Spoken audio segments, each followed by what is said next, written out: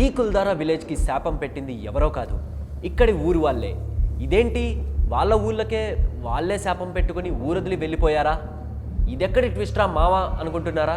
మరి అదే హైలైట్ ఇక్కడ. వాళ్ళకి వాళ్ళే శాపం పెట్టుకున్నారంటే బాహుబలిని కట్టప్ప ఎందుకు చంపాడు అన్నంత క్యూరియస్గా ఉంది కదా. ఇంతకీ వాళ్ళకి అలాంటి అవసరం ఏం వచ్చింది చూద్దాం.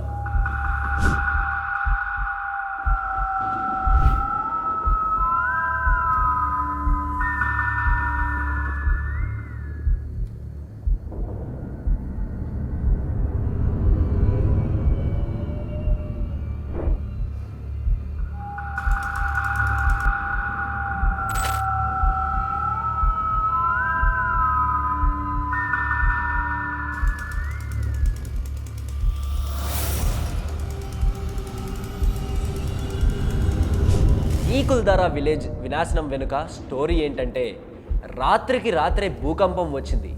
భూమి సగానికి చీలడంతో జనాలంతా ప్రాణభయంతో పరుగులు పెట్టి తలో దిక్కు పారిపోయారని చెప్తుంటారు. వాళ్ళు చెప్పింది నిజమే అన్నట్టుగా అక్కడ ఇల్లు కూడా సగం సగం ధ్వంసమై కనిపిస్తుంటాయి.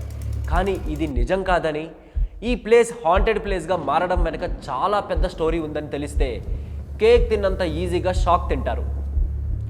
ఈ ఊరి వాళ్ళు విషయానికి వస్తే, వాళ్ళంతా నిత్యం భక్తి శ్రద్ధలతో భగవన్ స్మరణ చేస్తూ భగవంతుడికి దగ్గరగా ఉండే బ్రాహ్మణులు.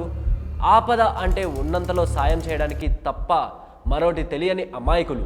అలాంటి వాళ్ళు శాపం పెట్టారంటే ఎంత బాధపడితే కానీ పెట్టుంటారు చెప్పండి.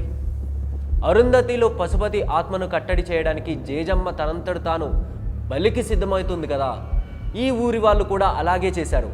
వీళ్ళ పాలిట పశుపతి కంటే క్రూరుడు ఒకడు ఉన్నాడు. వాడే సలీం సింగ్. ఈ మహానుభావుడి వల్లే ఊరు మొత్తం ఖాళీ చేసి వెళ్ళిపోయింది. ఒక్కడి వల్ల ఊరంతా ఖాళీ చేసి పోయారా? రాజు కదా, ఏదో కారణంతోనే అందరినీ వెలివేసి ఉంటాడు అనుకుంటే మిస్టేక్ మీదే అవుతుంది.